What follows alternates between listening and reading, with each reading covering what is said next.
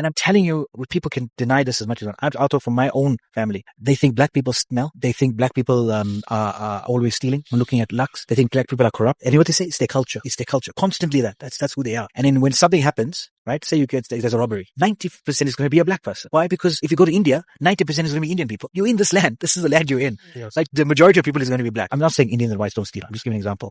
So they will say, see, that's their job. That's their way. That's who they are. That's their culture. And you're telling me I mustn't be racist. This is the wording. I'm speaking from my truth. This is the wording that goes on in this community. And that's why I'm saying I'm fed up. So I want people watching this to say, do you know the people that you looked up to in the Sahaba and the Tabi'in and many others were of dark skin, darker than your skin? And you show respect to them. But the dark skinned people of this world, you look down upon because they have curly hair, because they have darker skin. It doesn't make sense to me. And it's the next generation that I'm seeing. I'm seeing a change in the next generation. And whether they're not marrying, because that's still to come. Like my dad would always say I must marry a black person. Do you want to? Was that a different conversation? That's a different conversation. But importantly, that should become the next step, that we start intermarrying and spreading Islam just in that similar way.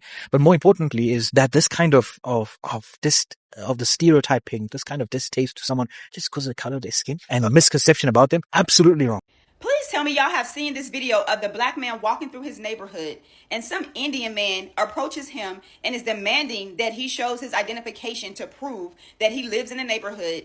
He's going back and forth with the man, walking all up into his personal space, calling him a boy, like really a boy, telling this man he don't live in the neighborhood. He is following him. He then tries to impede him from walking on the sidewalk, so he's walking out of danger because at this point he is in danger. And the man jumps in front of him, basically demanding that he shows identification. He's saying that he's calling the police. The damn man is yelling at his wife, telling her to go in the house to get his phone. You can tell that she's highly embarrassed, and she's trying to tell the damn husband to come in the house, and he's like, no, go get my phone so I can call the police. You don't live in this neighborhood. I know you don't live in this neighborhood. Sir, based off of what has caused you to determine that the man don't live in the neighborhood? Because he's black? Because he's a black man? The crazy thing is, sir, y'all skin colors is damn near the same color. But the only difference is you don't see yourself as a brown person, as a minority. Crazy. I just reposted the video. Y'all go look at the video and come back and let's talk about it. Hi, my loves. Welcome back again to my YouTube channel. It's so good to have you. Thank you so much for clicking when you saw this video. So I came across today's video on my FYP because I've actually been seeing a lot of videos of Indians, especially Indians who have who are more deeply melanated and who have been, facing kind of, some very deep things in their community. And now people are asking questions. People are beginning to ask very important questions. Why do they have to face such in their own community? And it takes us back to some of the things that most of the Indians who are more whiter skinned, what they act and do to us, even people that looks like myself who lives in America and any other part of the world, okay? And you can literally trace it back and see that, it's quite... if you put the two dots together, you find out that, these other people are going through a lot in their own community, because if they can do this to them, then us outside is normal, like it's literally normal, okay? Well, I'm going to let the rest of the videos roll, then I'll come back with more commentary. Credit belongs to original creators of those videos. Don't forget to like, subscribe, share, and drop your own take in the comment. Let's go watch. Okay, so before I started my series, I wanted to tackle this question right here. A lot of Indians don't like black people because if you have a baby with a black guy, they think how dark it will come out. And in my case, this is true. So my family always called me dark growing up. Mind you, I'm not that dark. But my mother is darker than me. My father is lighter than me. So, of course, then you get me. But apparently, I'm still dark. So when I was pregnant with my son, all my mom would say is how dark my child was going to be. Now, when he was born, when you look at the top of a newborn's earlobe, you'll see what color they're going to be, basically. Their pigmented earlobe basically tells you how dark or how light the child is. So what she said was, he's going to be so dark, look at his ear. I was like, huh? I didn't get it until later that she thought that. Because of his ear, he's going to be dark. And well, anyway, colorism is a big issue in India, and that could be why they don't really like the intermingling with black people. Now, that being said, my mom did remarry after my parents divorced, and she did marry a white guy, and my sister is half white, so she's super, super bright. You know what's crazy? It's 2026 now, and there's people still out there hating on Indians for absolutely no reason. Last night I was pretty upset. I'm not gonna lie, it did get to me. I was on my friend's live. The camera was focused on me for up to 2 minutes. There was around 500 viewers. Within those 2 minutes, I'd received around 20 hate comments based on, me being Indian, me looking the way I do. you know, the comments that were said were absolutely disgusting. One of the other boys had to mute them the entire time just so the live doesn't get banned. If I'm on people's lives presenting my face out there, hate will come from some angle. There's levels to this shit. And there's certain levels that shouldn't be crossed because it shouldn't be a societal norm to be that way to a certain race or ethnicity. I'm not just saying this because I'm Indian and I'm copying a man. No, if it was anyone else, I would stand up for them as well. You know, we are nice people. If you actually get to know us and get to speak to us, you'll find out we are really warm, just like our climate, and we're hot and spicy, just like the food. Talk about the amount of racism that most Indian people have towards black people. You can just hear the desperate confusion in my brother's voice because it makes no sense. Think about it. You've got 54 countries that comprise Africa. Then you've got India, which is a part of this larger scale, historically, culturally, linguistically connected area that we consider South Asia. And factually speaking, there is this observable phenomenon of this anti-black, anti-African sentiment within South Asia and within its diaspora abroad. You don't even have to think that deep to see that it makes zero fucking sense, bro. Watch this. Both regions have suffered a very similar colonial past under the same colonial powers. Both of us are living a very similar colonial present. Over the course of ancient and modern history, there's been so much cultural and economic trade between us. And not to mention, African civilizations have been harboring and giving space for Indians and other Asians to live on their lands since pre-colonial times. I'm not talking about colonial powers taking indentured laborers over there. We have evidence of like shipwrecks of slave ships and Asians and Indians washing up on African shores and staying there ever since. Make it make sense, right? How can South Asians be so uncultured and not recognize these things? Especially NRIs and other South Asian groups. I don't care how many generations you've been living there, but living there and still holding anti-black, anti-African, this like Indian superiority, African inferiority complex. How dare you? How? And to top it all off, Dravidians, my people. How can we be this way, knowing full well that we are considered in the same category of blackness in our own country? If you've ever been called Galu, Karupu, Korangde, Jungli, Blackie, you know those are the exact same slurs that are used against Africans. In 2017, there was a case of racially motivated assaults against African university students in New Delhi. And here's what this motherfucker had to say about it, right? This is Tarun Vijay, by the way. He used to be a member of the Indian parliament, part of the BJP party. If you know, you know. Okay, here's what he had to say about those attacks to Al Jazeera in an interview. All right, so trying to make the case that Indians can't be racist, he says, if we were racist, why would the entire South, you know, the Tamils, you know, Kerala, Karnataka, and Andhra, why do we live with them? We have black people around us. I don't know what the fuck this bozo was going for. It looks like he was trying to humanize black people somehow, but it just ended up dehumanizing us alongside of them. So like solidarity, I guess. I wish. If you don't know, phenotypically speaking, just how black Dravidian people can get, because you're looking at me, I don't get enough sun, you haven't seen me in the summertime. Here's some pictures. This is my uncle, my actual uncle, my mom's youngest brother. This is my other uncle. Here's my cousin, the one on the right with his nanba. Well, you can look at both of them for an example. Saving the best for last, here's my dad with me as a baby when he used to have hair. And he used to grow that out much thicker. It used to be a full-on afro. He and my mom met and married in Oman, where I was born. And when they were dating, people used to ask my mom all the time, I've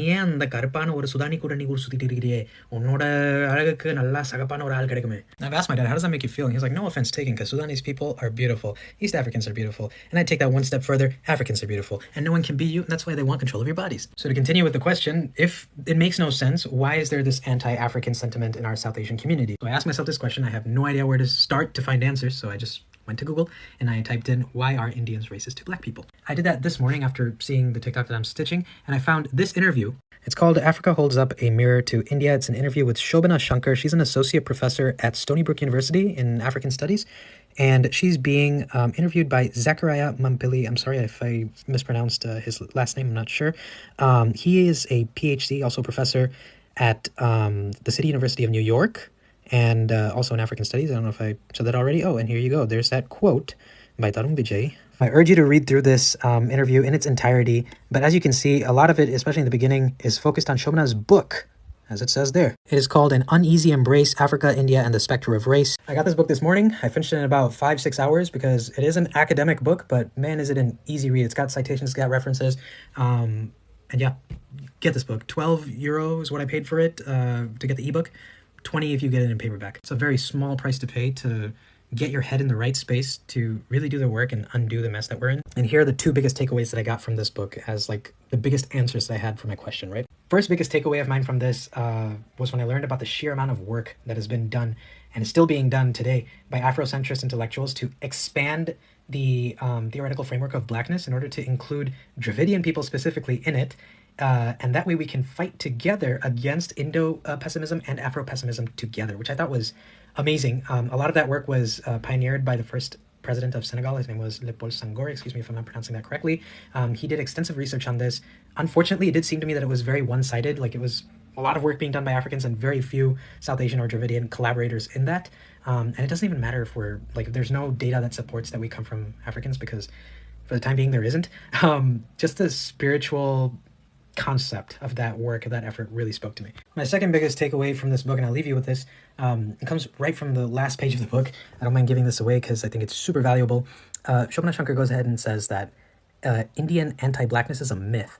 And it's kind of like, whoa, wait a second. You just spent like 200 and something pages saying that this is a real thing and that we need to work against it. There's been work being done against it and all that, right? How can you say it's a myth? If I'm understanding her correctly, and I hope to God that I am, what she's trying to say is that anti-blackness is not an Indian thing. It's not something that is inherent to the South Asian community. We've learned it from someone, somewhere, outside of ourselves. Gee, I wonder who. Professor Shankar goes on to talk about a slew of other things like Hinduism in Africa, specifically South African problem with Indians, and just a bunch of other stuff. So please get this book, read it, talk about it in families. Let's get this in our community. We got to get this in the African community as well. We have a lot of post-colonial chains to break. We specifically are hurting the wrong people. We're hurting ourselves. If you want to see racism against Black Americans, just go into tech. I am an engineer, 3 engineering degrees. If you want to see how people of immigrants treats Black Americans, go in tech and go work with Indians. If I'm lying, Apple, I'm calling out all the big dogs. Apple, we can open your HR. Come on now. Look how Indians treat Black Americans in tech. Come on now. If you want to see racism, go into tech. If you want to see the racism Black people have experienced in this country or experiencing, go into tech and look at how immigrants treat Black Americans. I'm talking about the color of their skin. I'm not even talking about when they know you're African and then you be like, oh, I'm African. No, I'm talking about just, if I'm lying, tell me. In my opinion, preferring lighter skin over darker skin, no matter what the context is not just a preference. It is racist and colorist. And let me explain to you why. And if you don't care, feel free to scroll. So you have to ask yourself, why do I prefer lighter skin over darker skin? You know, a simple why. And then you'll begin to realize that it's the people around you since you were a child that told you the lighter your skin is, the better you are, the higher of status you are, the more attractive you are. Isn't that crazy that people are telling us that different skin colors mean different things, like status-wise, and saying one skin color is good and the other is bad, when in reality, the things that caused variation in skin color from way back was temperature. Like, white people have white skin because they are farther from the equator, the middle of the earth, that line that runs through. And, you know, Indians, Africans, and people with darker skin, they're closer to the equator, so they need darker skin to protect themselves from the UV that comes from the sun. I know that's crazy, right? So yeah, and I know I said in my opinion, hot take, unpopular opinion, because there are a lot of you that know that preferring light skin over dark skin is racist and colorist, but there's also a good half of you that don't realize, or do realize, but don't really care because it's already enrooted in you and you don't think you're doing that much harm. But the reality is, if we, you know, have different meanings for two different types of people, when all of us are not white or all of us are not dark, it's gonna lead to us hating each other or not liking each other simply because of something that we ourselves cannot control. Like, somebody might look at me, maybe I was a little darker, and they might have an unfamiliar, uneasy feeling about me simply because of my skin color. That's crazy, right? Like, you don't even know me and you already have this whole preconception of who I am as a person. I'm low status, I'm ugly, like. So yeah, I urge you, if you don't really, like, you know, you actually want to change the way you perceive certain things, I urge you to actively try to better yourself, because that's what I'm doing. I'm no better than a lot of these other people, and I've slowly been improving. So anyway, this video was a little longer than I expected, but yeah, thank you. So let's actually be for real, okay? If you have never encountered like Palm Indian, then you don't know what the Lord has done for you, because I've actually worked with one company. So I was employed as a content writer, you know, for this particular company, and I was working, I think it was one of my first level, like entry level jobs I did, you know, and I was the content writer for a few months. Then I became the content manager, okay, of that company, and I was working remotely because I work in Africa. I work from Africa, and I was working with this particular company, and it was really not a big company. It was like a one-person company, one-person firm, but I was literally managing, the accounts of so many, individuals. Like we're working with highly profiled individuals in like big CEOs and all that.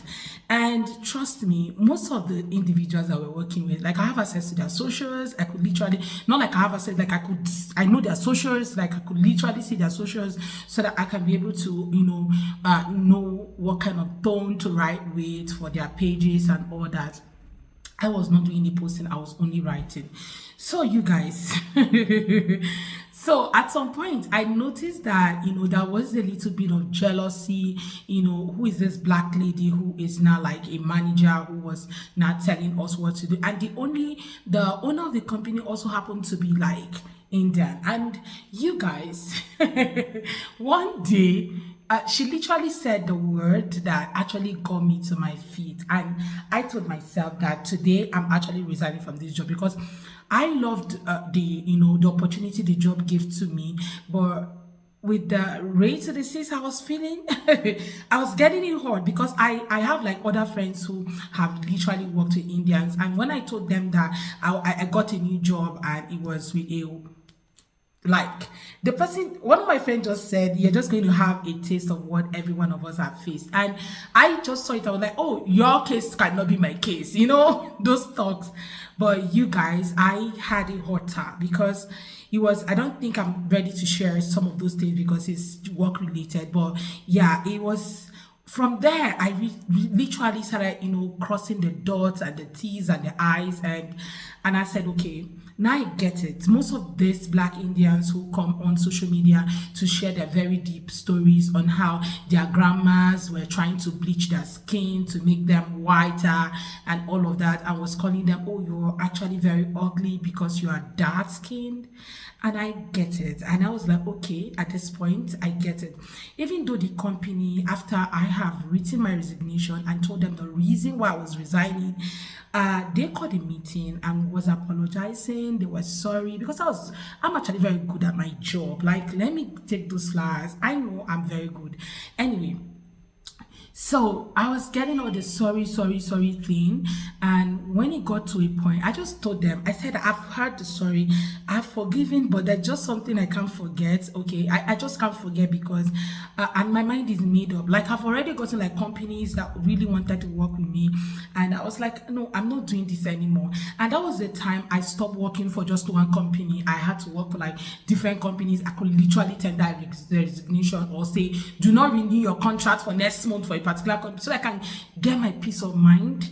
Okay, even though I've not faced such again with any other company, but that one, yes, I have faced some other issues with, but this, no, it was really deep. So seeing some of these videos and I crossed it, I was like, oh, these guys are really going through a lot, okay? So hearing some of their stories and how, they were treated back home, or, their grandmothers was treating them because of who they are, you cannot imagine what their mom, maybe it's their mom that brought the melanated skin into the family that was already pan-Indian. You could literally see what that woman go through. Now, you as a grandchild will definitely inherit whatever thing your mom was going through at the time. Or if it's your dad that brought it, then you can imagine, right? Ooh. So seeing some of these videos, I was like, wow. So they told them, oh, do not get close to black Americans, do not get married to one, and all of that. These are stories that people have told that, you might actually look at it and say it's not true, but guy, it's literally true. Anyway, I'm going to wrap it up here. Let me know what you all think in today's video. Let's have that conversation. Please do well to like, subscribe, share, and drop your own take in the comment section. I would love to read from you guys. Thank you so much, guys, for watching, and see you all on my next video. Bye, guys.